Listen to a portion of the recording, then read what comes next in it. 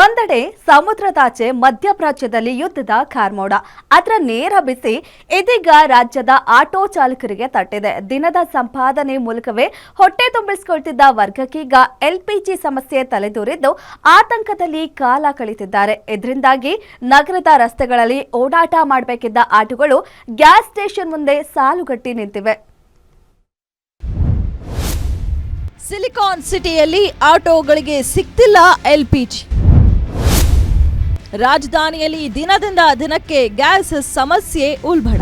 Israel Iran ಯುದ್ಧದ ಹಿನ್ನೆಲೆ ಹೋಟೆಲ್ಗಳಿಗೆ ವಾಣಿಜ್ಯ ಬಳಕೆಯ ಎಲ್ಪಿಜಿ ಸಿಲಿಂಡರ್ಗಳ ಪೂರೈಕೆ ವ್ಯತ್ಯಯದಿಂದ ಹಲವು ಹೋಟೆಲ್ಗಳು ಬಂದ್ ಆಗಿವೆ. ಆದ್ರೀಗ ಎಲ್ಪಿಜಿ ಗ್ಯಾಸ್ ಸಮಸ್ಯೆ ಆಟೋ ಚಾಲಕರಿಗೂ ಸಹ ತಟ್ಟಿದೆ. ಬೆಂಗಳೂರು ಜನರ ಜೀವನಾಡಿ ಅಂದ್ರೆ ಅದು ಬಿಎಂಟಿಸಿ. ನಂತರದ ಸ್ಥಾನವನ್ನ ಆಟೋಗಳಿಗೆ ಕೊಡಲಾಗಿದೆ. ಆದ್ರೀಗ ಗ್ಯಾಸ್ ಅಭಾವದಿಂದ ಆಟೋ ಚಾಲಕರಿಗೆ ದೊಡ್ಡ ಹೊಡೆತವೇ ಬಿದ್ದಿದೆ.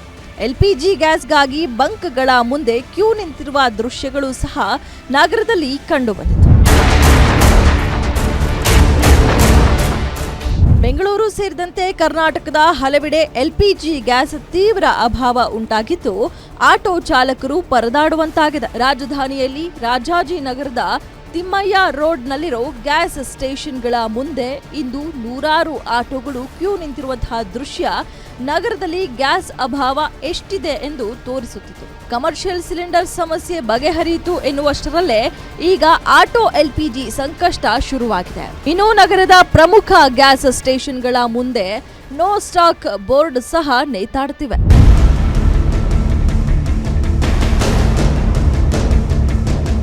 ಬೆಳಗ್ಗೆ 6 ಗಂಟೆಯಿಂದಲೇ ಆಟೋ ಚಾಲಕರು ಗ್ಯಾಸ್ ಹಾಕಿಸಲು ಬಂಕ್ಗಳ ಮುಂದೆ ಕಾಯುತ್ತಿದ್ದಾರೆ. ಆದ್ರೆ ಲೋಡ್ ಬಂದಿಲ್ಲ ಎಂಬ ಒಂದೇ ಉತ್ತರವನ್ನ ಬಂಕ್ ಮಾಲೀಕರು ನೀಡ್ತಿದ್ದಾರಂತೆ. ರಾಜಾಜಿನಗರದ ಸುತ್ತಮುತ್ತಲ 2 ಪ್ರಮುಖ ಸ್ಟೇಷನ್ಗಳು ಬಂದ್ ಆಗಿರುವುದರಿಂದ ಚಾಲಕರು ಅಕ್ಷರಶಃ ಕಂಗಾಲಾಗಿದ್ದಾರೆ.